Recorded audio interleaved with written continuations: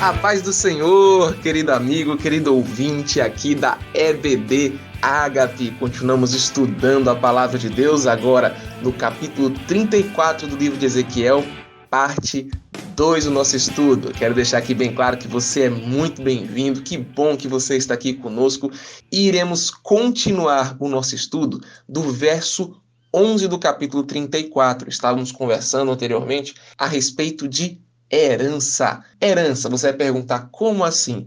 Alguns homens no capítulo 34 do livro de Ezequiel estavam dizendo, bem, se Deus conseguiu fazer essa nação tão poderosa como a nação de Israel a partir de um único homem que era Abraão, nós também conseguiremos, porque somos em maior quantidade do que Abraão. Será que Deus está se importando com a quantidade ou com a fidelidade do coração das pessoas do seu povo? Será que temos uma herança garantida por aquilo que os nossos antepassados fizeram, ou Deus também se importa com o que fazemos com nossa própria vida? Mais do que comentar a respeito dessas questões, vamos aprender sobre o que o próprio Deus falou a respeito desse assunto. Tá curioso? Então vem com a gente. Mais um episódio EBD Ágape. Então, em cima desse paralelo, eu quero te mostrar algo, já misturando aqui, né? Nova aliança e primeira aliança. Vocês lembram quando a palavra de Deus nos fala lá em Mateus capítulo 3, onde Jesus fala, né, com os fariseus: raça de víbora, quem vos ensinou a fugir da ira vindoura? Vamos ler rapidinho, porque é extremamente interessante e importante. Que diz, né?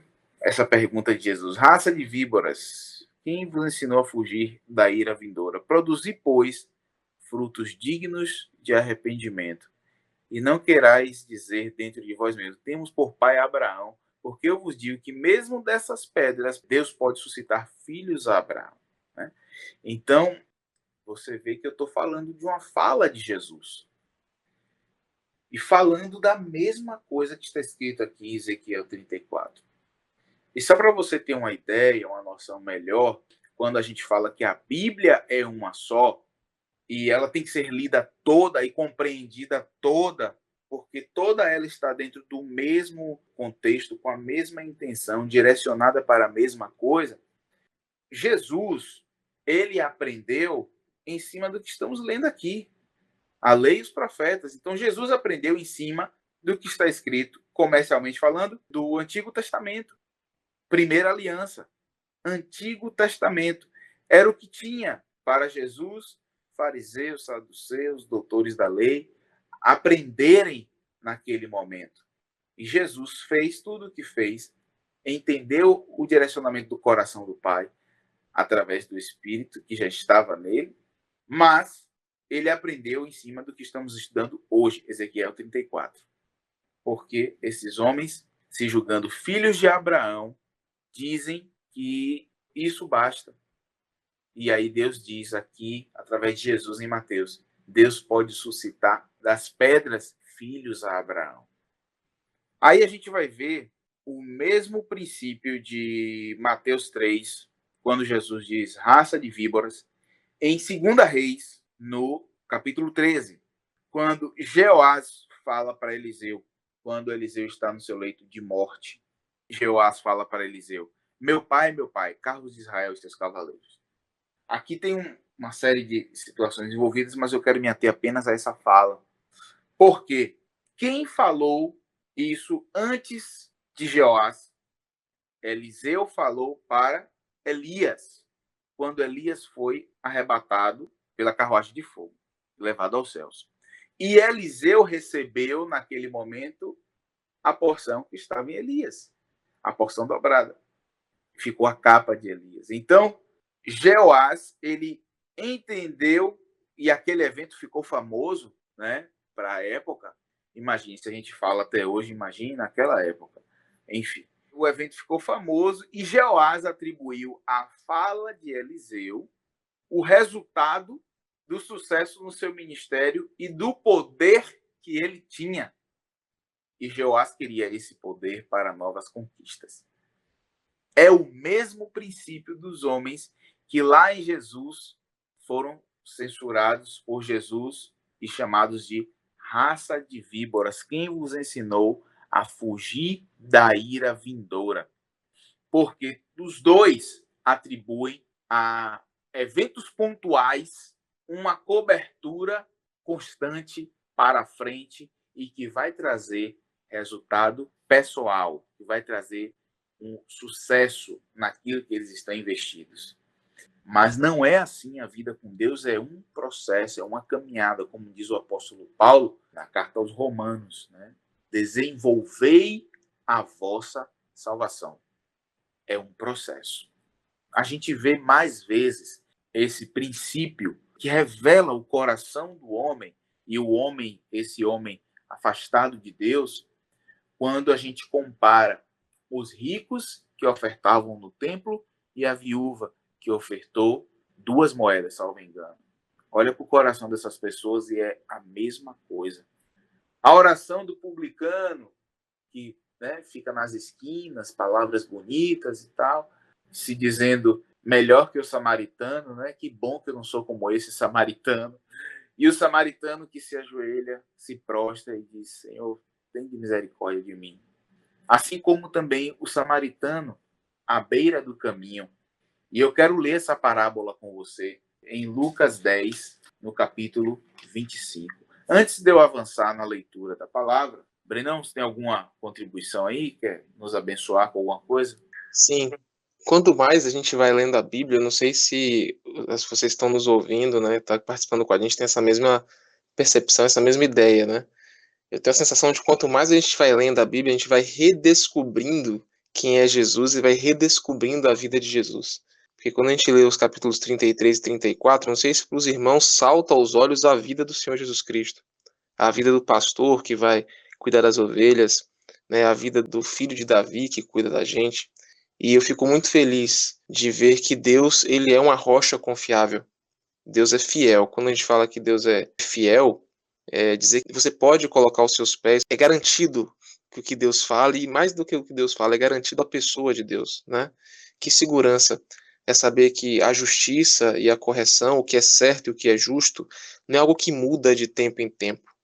Que segurança saber de que existe sim uma conduta a ser feita e que existe um Deus soberano. Olha quantas vezes Deus se apresenta como soberano Senhor, sobre aquele que está acima de todas as coisas, né? E que essa soberania é eterna.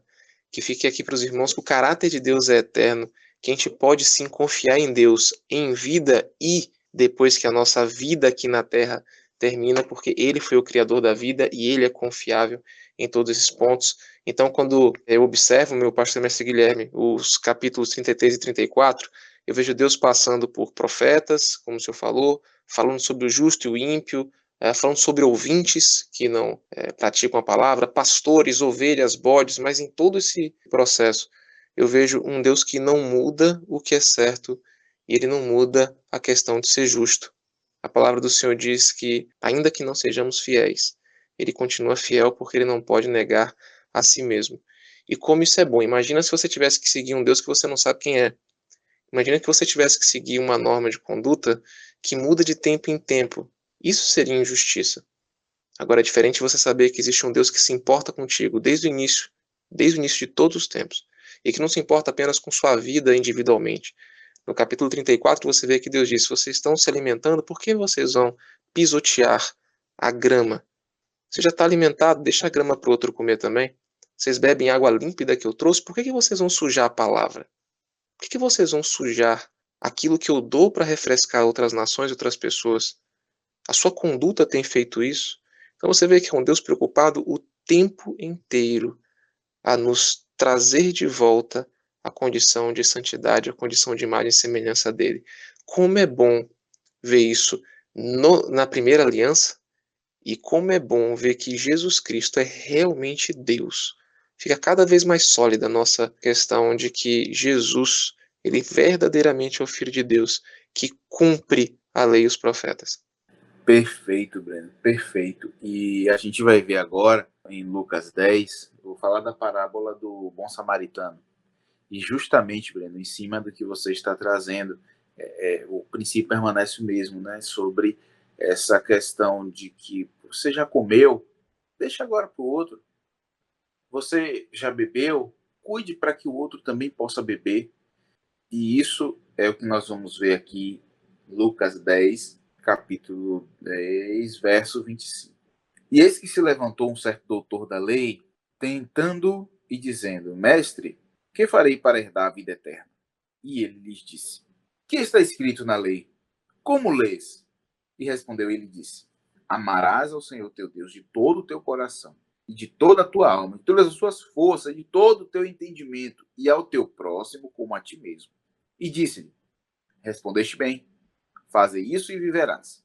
Ele, porém, querendo justificar-se a si mesmo, disse a Jesus: E quem é o meu próximo?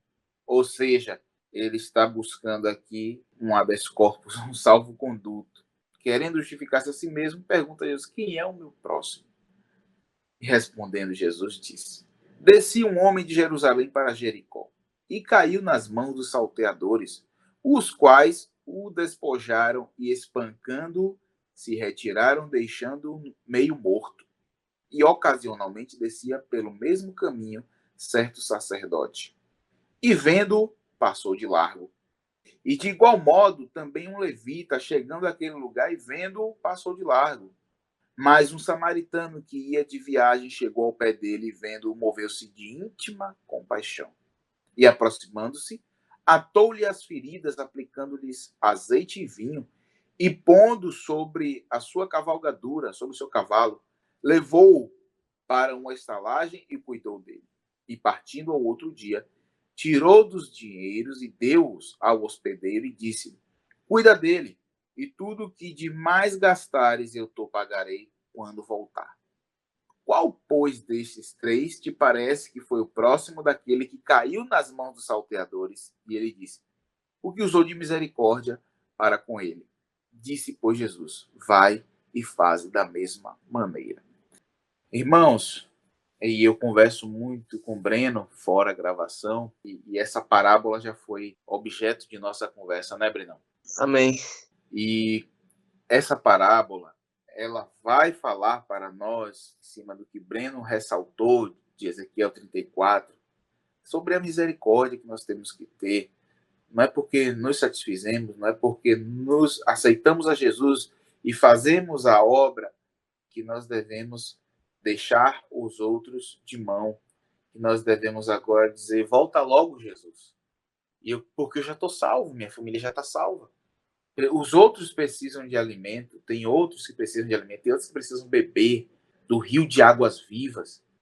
E nós precisamos nos compadecer deles, nós precisamos olhar para esses que estão como mortos no caminho e fazer como Jesus, como o bom samaritano, que pega essas pessoas, cuida das feridas, dá um abrigo, conduzindo, né, essas pessoas no seu próprio veículo ali, no caso o cavalo, enfim, aquilo que você tenha para conduzir essas pessoas, o instrumento que você tenha.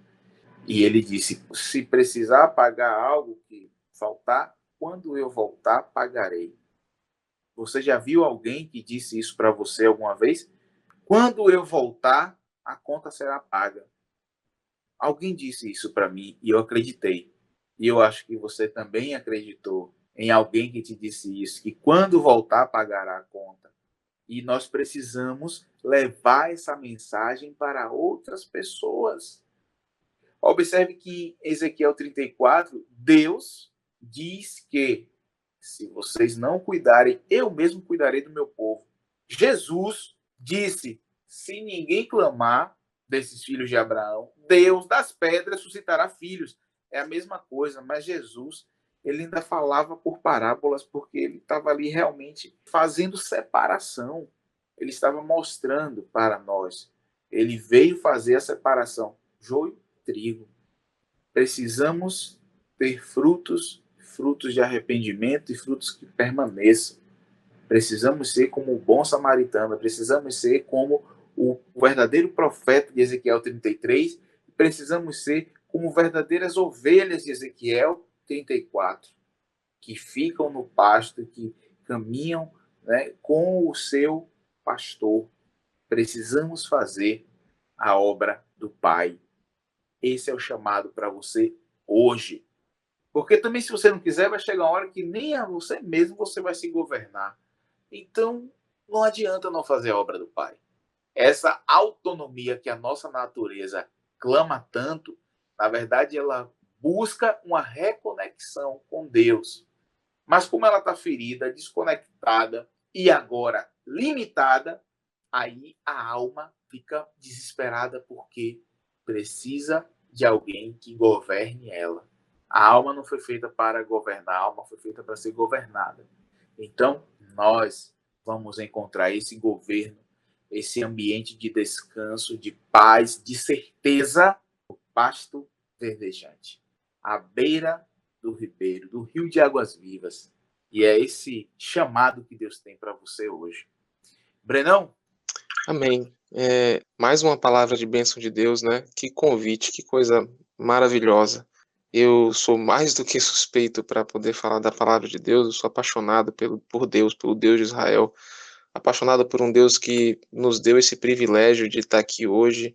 Eu não sei você que está nos ouvindo, mas eu acordei agradecendo a Deus porque eu sei que nos meus 36 anos de idade, cada segundo da minha vida foi uma oportunidade que Deus me deu de estar aqui e uma oportunidade que o Senhor me deu de viver a plenitude da santidade dele. Então, que isso seja para todos nós, né? Fica o convite de Deus para você e para cada um de nós que está aqui ouvindo, que está participando da escola bíblica, de que não é o pastor mestre Guilherme, não é o Breno, não é o Daniel, o próprio Deus. Ele abriu do coração, ele abriu das mãos dele para te fazer um convite para que você volte àquilo que você foi criado. E você foi criado para viver muito mais do que você vive hoje. Você foi criado para viver uma vida plena. Que o Espírito Santo possa fazer essa diferença na minha vida e na sua vida. Não é nada forçado, mas assim um convite de um pai que ama aquilo que ele criou. Somente aquele que criou alguma coisa sabe o esforço, sabe o amor e sabe o cuidado que ele tem com aquilo que ele criou. Tenha certeza. Deus tem muito cuidado com a sua vida. E se você não tem Jesus Cristo ou Deus no seu coração ainda hoje, olha só o que ele fez. Ainda com as nossas falhas e com suas possíveis falhas, ele fez com que você chegasse até esse momento para ouvir essa palavra e para saber que ele te ama e que ele faz e fez tudo para poder ter você de volta. Um grande abraço, que você possa estar nessa família de Deus que também se chama e quer ser chamado de seu Pai. Glória a Deus. Vamos orar, né? Agradecer a Deus por esse momento e que você seja tremendamente abençoado. Direcione essa mensagem para outras pessoas que você entende que elas gostarão de ouvir, serão também abençoadas. Comenta com os irmãos, né? Vamos fazer esse evangelismo online aí. Curta a mensagem, deixe o seu comentário. Aquilo que Deus falou ao seu coração, coloca um comentário aqui. A gente também quer receber aquilo que Deus falou com você. Você é um homem ou uma mulher de Deus, Deus fala com você, nós cremos e precisamos dessa revelação que vem através de você, tá bom? Vamos orar. Senhor, abençoa, Pai, os nossos irmãos, que essa palavra venha a ser viva em nós, em cada um de nós, que a gente possa ser um propagador desta palavra, que a gente venha a ser verdadeiramente ovelhas que decidem estar no seu pasto, ovelhas que decidem se alimentar apenas daquilo que é trazido pelo Senhor. Que sejamos profetas, que sejamos filhos, que sejamos ministros, líderes, que decidem pelo Deus de Israel, por Jesus Cristo, e que nós não entendemos que a salvação que um dia foi declarada, que um dia nós fizemos um ato público, ela é suficiente para toda a vida. Que tenhamos o entendimento da salvação conquistada diariamente pelos frutos de arrependimento. Em nome de Jesus, que o Senhor nos use para abençoar outras vidas, e em nome de Jesus, que a tua paz, a tua graça venha a ser superabundante em nós, em nossas casas e por onde nós passarmos, que seja exalado o doce perfume de Cristo. em nome de Jesus, para a honra e glória do nosso Senhor Jesus Cristo, do Deus Pai, do Espírito Santo que habita em nós. Amém? Graças a Deus. Um abraço a todos. Valeu, Brenão. Valeu, gente. Até a próxima.